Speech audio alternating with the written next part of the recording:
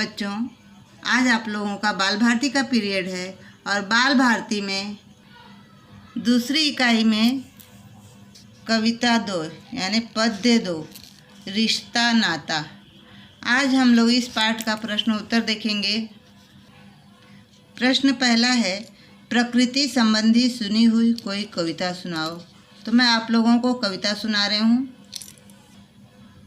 वाह प्रकृति तेरी लीला न्यारी, कहीं उमड़ते बादल कहीं बरसता पानी, कभी चलती तेज हवाएं कभी बिल्कुल थम जाती। वाह प्रकृति तेरी लीला न्यारी, कभी सूरज की रोशनी तेज चिलचिलाती, घनी अंधेरी रातों में चांद तारों की रोशनी टिमटिमाती। वाह प्रकृति तेरी लीला न्यारी, कहीं काले आसमां तो कहीं सफ़ेद का रूप ले लेती, कहीं फूल मुरझाए तो कहीं नया कलियां खिलती प्यारी। हर समय हर क्षण तू बदलती प्यारी, वाह प्रकृति तेरी लीला न्यारी, कहीं सुबह की ओस की बूंदें तो कहीं सूरज की किरणें दिखलाती सारी। जंगलों में मोर नाचता और आसमां में चिड़ियाँ चहचहाती प्यारी, वाह प्रकृति तेरी लीला न्यारी। प्रश्न 2 है, वृक्षों से होने वाले लाभ का 8 से 10 वाक्यों में वर्णन करो। तो हम ये वृक्षों से हमें क्या लाभ मिलता है इसके बारे में हम लोग लिखेंगे।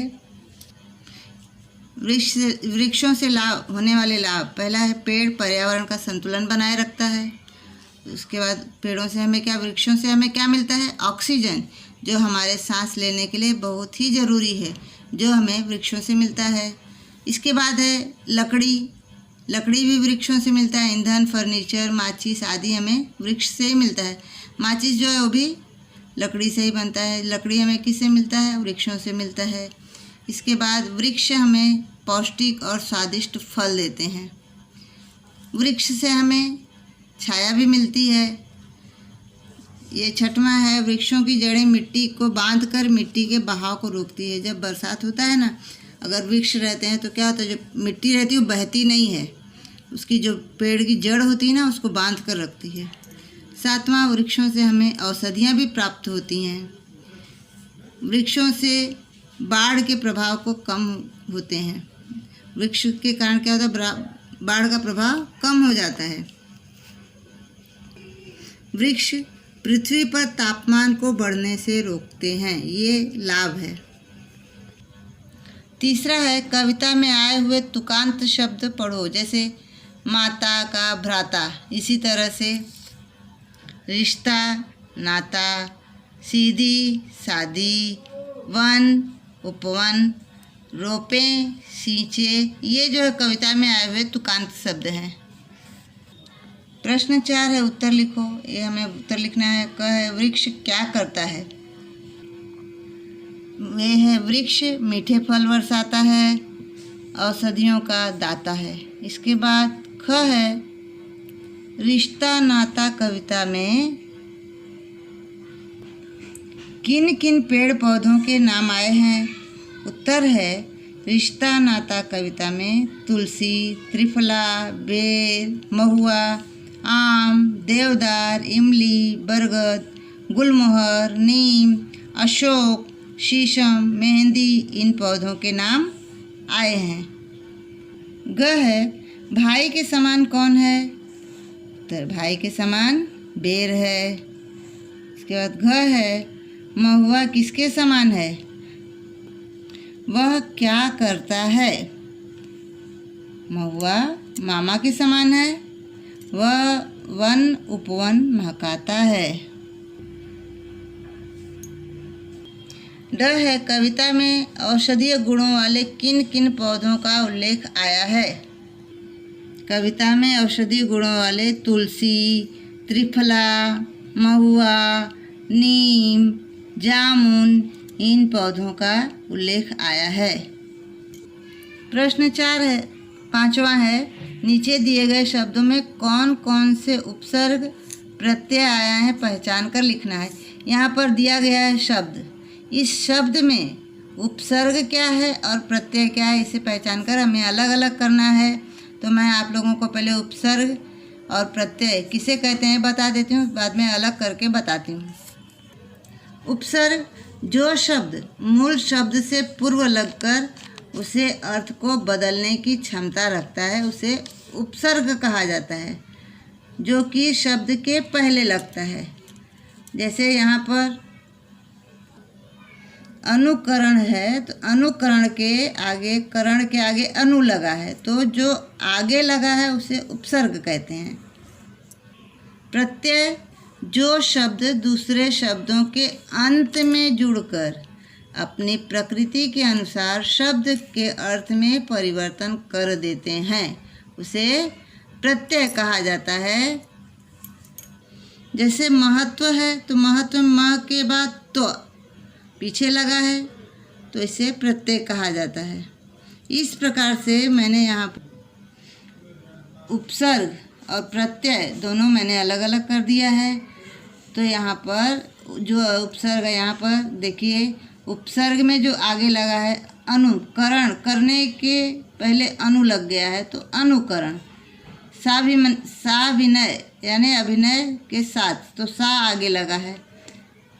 अनमना, मना के आगे क्या लग गया, अन लग गया। उपवन, उप आगे लग गया है, जो आगे लगा है वो उपसर्ग है। सह पाठी, प्रतिदिन, प्रति आगे लगा है। पर दादा, यहाँ पर आगे लगा है। प्रगति, गति के आगे ये प्र लग गया प्रगति। विचार, विचार के आगे सु लग गया सुविचार। चल, चल के आगे अलग है अचल। तो ये है उपसर्ग। यहाँ पर प्रत्यय है, देखिए महत्व, महत्व तो पीछे लगा प्रत्यय। धनवान, धनवान तो वान पीछे लगा है प्रत्यय।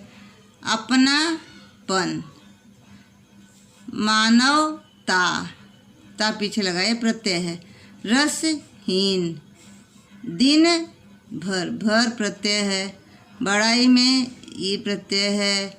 दैनिक में क प्रत्यय है। क्षणिक क प्रत्यय है। सब्जी वाला, वाला प्रत्यय। शक्तिहीन, हीन प्रत्यय।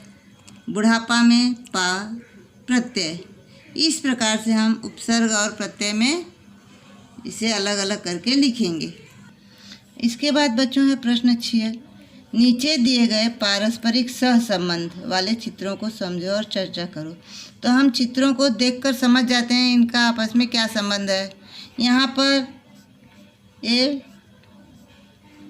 पिता और पुत्र का संबंध दिखाई दे रहा है। यहाँ पर पिता पुत्र को समझा रहे हैं। इसके बाद यहाँ पर क्या संबंध दिख रहा है, पारस्परिक माँ और बेटी का संबंध दिखाई दे रहा है।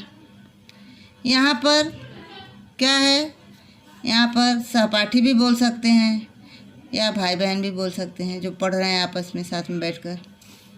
यहाँ पर क्या संबंध हो सकता है, यहाँ पर दोस्ती, ये जो है ये त्यौहार अपना मना रहे हैं।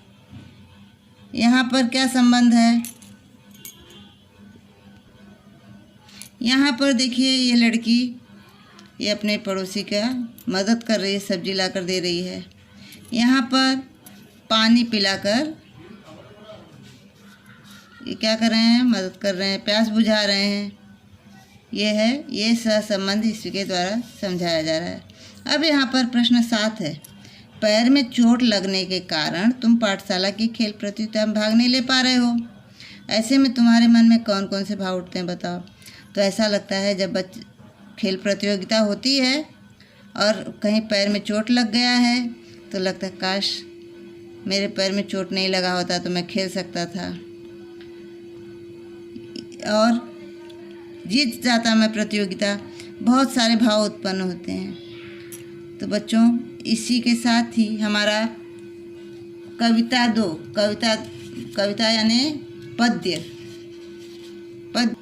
पद्य यानी पोयम, इंग्लिश में पोयम बोलते हैं ना, हमें याद रखना होगा तो पोयम से पद्य याद रखें। तो ये 2 है रिश्ता नाता। ये पद्य जो है हमारा इसी के साथ ख़त्म हुआ। अब अगले वीडियो में बच्चों हम बुद्धिमान मेमना का प्रश्नोत्तर देखेंगे। इसी के साथ हमारा पद्य 2 प्रश्नोत्तर समाप्त हुआ। धन्यवाद बच्चों।